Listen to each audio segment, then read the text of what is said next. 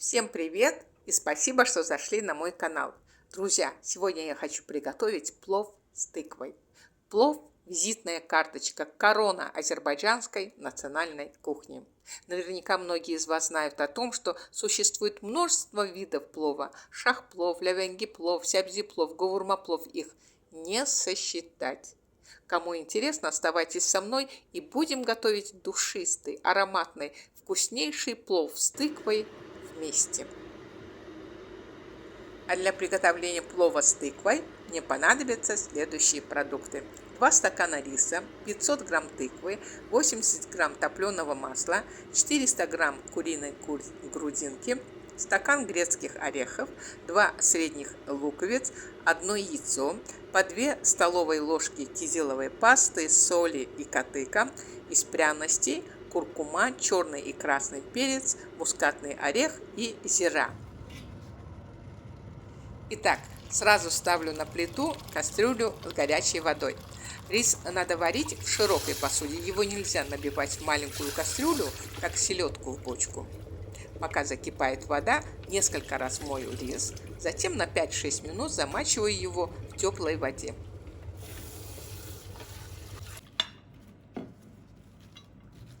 А пока займусь тыквой. Очищаю тыкву от семечек и от всяких волокон. Это можно сделать с помощью столовой ложки и ножа.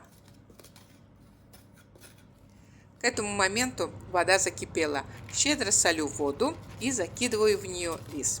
Объем кастрюли, в которой я буду варить 2 стакана риса, 5 литров, а воду я наливаю в нее примерно 2,5 литра. Пока варится рис, а на это уйдет 10-12 минут, очищу кожуру у тыквы. Для удобства разделяю тыкву на маленькие брусочки, затем снимаю кожуру с тыквенных брусочков. К слову сказать, это самая трудоемкая часть всей работы в приготовлении плова с тыквой. Дальше все пойдет как по маслу. Рис готов. Здесь есть очень тонкий момент. Рис не должен довариться. Сейчас рис надо снять с огня в полусыром виде и откинуть его в дуршлаг. Рис должен доходить до полной готовности путем томления. Пока стекает вода с риса, мою кусочки тыквы и сливаю с нее всю воду. Складываю марлю в несколько раз и кладу ее на дуршлаг. Чуть позже, это нехитрая конструкция, нужна будет мне. А пока разрезаю брусочки на маленькие кусочки и отправляю их в блендер. Если вам удобно, можете пропустить тыкву через терку или же через мясорубку.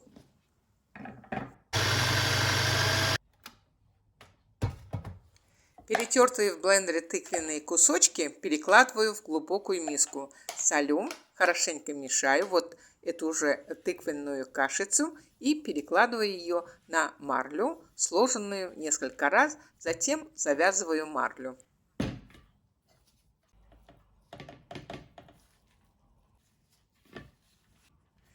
Пока займусь луком. Разрезав лук на кусочки, отправляю их в блендер. Друзья, когда будет томиться рис, я положу в кастрюлю кусочки тыквы, чтобы не обидеть тыкву. Но тыква в одиночестве не сможет задать главный тон аромата этого плова. Обеспечит тот волшебный вкус и аромат плова с тыквой тыквенно-ореховая паста. А состоит эта паста из 3 компонентов: тыква, лук и орехи. С добавлением пряностей, конечно.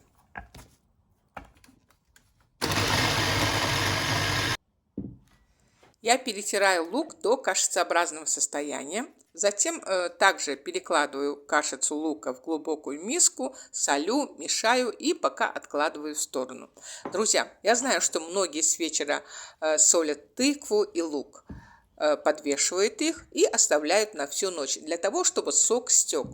Я никогда так не делала, и не потому, что лень или я не располагаю временем. Просто если всю ночь с тыквы и лука будет течь сок, сочная тыквенная кашица превратится в жмых. Нас это не устраивает. Достаю тыкву. Теперь перекладываю соленую кашицу лука в мешочек и даю соку стечь него. Так как вот эти кашицы лука и тыквы нельзя оставлять столь мокрыми, какими они бывают после терки. Ведь из этих компонентов мы сделаем пасту, которую будем накладывать на подложку. Если эта кашица будет слишком влажной, мокрой, подложка не просто не получится хрустящей, она может размягчиться так, что может даже порваться. Пока стекает сок с лука, измельчаю орехи.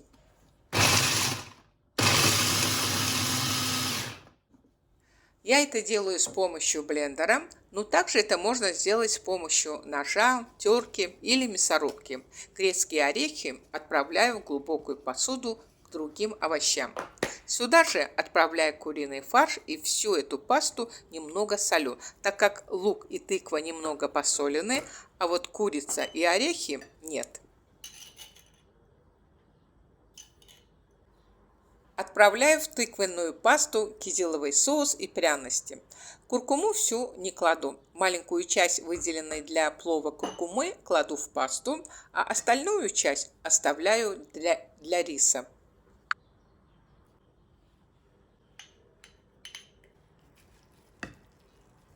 Все хорошенько мешаю. Пасту надо мешать до однородного состояния. Беру нужное мне количество масла, а это примерно 70 грамм, отправляю его в микроволновку и растапливаю.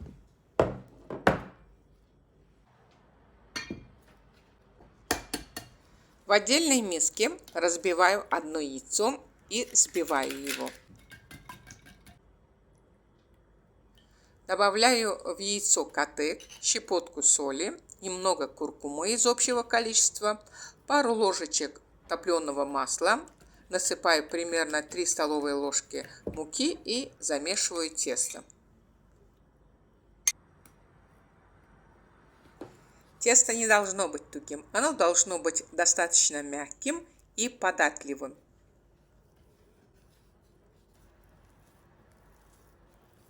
Кусочек топленого масла отправляю в теплую кастрюлю. Сюда же отправляю тесто. Влажными руками приплющиваю тесто прямо в кастрюле, формирую подложку. Толщина подложки 5-6 мм, а диаметр моей кастрюли 26 см.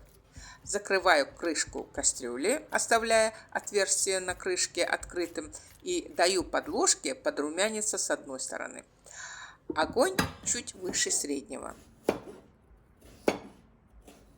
А пока подложка дожаривается с одной стороны, нарезаю кубики из тыквы и чуть-чуть солю их. Вот эти тыквенные кусочки придадут плову соответствующий яркий сочный цвет.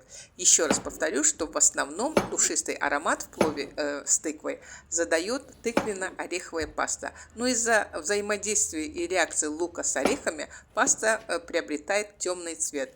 И поэтому я добавляю в плов несколько кусков тыквы, чтобы не обидеть ее.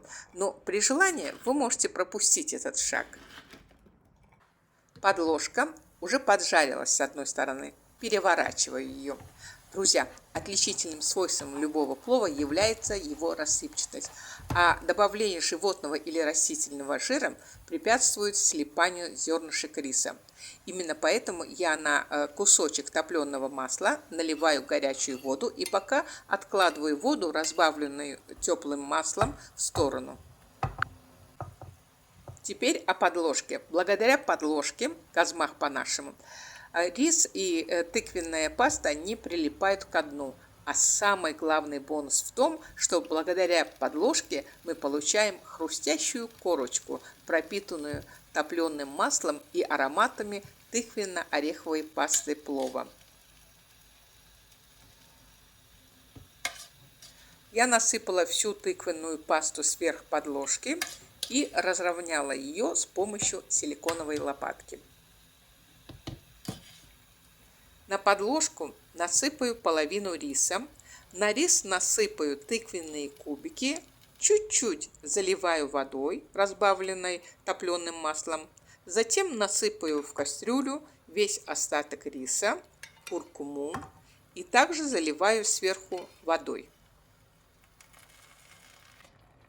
Можно на рис положить или наливать масло и затем наливать воду. Я же растворила топленое масло в горячей воде, получилось 2 в 1. Так практично и удобно. Масла все-таки маловато получилось. Добавлю еще немного. Вот совсем чуть-чуть. Вот теперь полный порядок. Закрываю крышку кастрюли и даю сваренному рису томиться час. Огонь устанавливаю чуть меньше среднего. Крышку стоит обернуть посудным полотенцем или салфеткой. Я же приоткрываю отверстие в крышке моей кастрюли. Пока томился рис, я несколько раз открывала крышку кастрюли и сливала собравшуюся в ней воду. Прошел час и вуаля! Невероятно вкусный, ароматный и душистый плов с тыквой готов. Друзья, наверняка многие из вас знают о том, что самые важные события в жизни азербайджанской семьи, будь то свадьба, рождение ребенка или поминки, не обходятся без плова. Но если быть честной до конца, плов с тыквой не подают к таким знаменательным событиям. Он подходит сугубо для узкого круга, когда за столом собираются самые близкие и родные.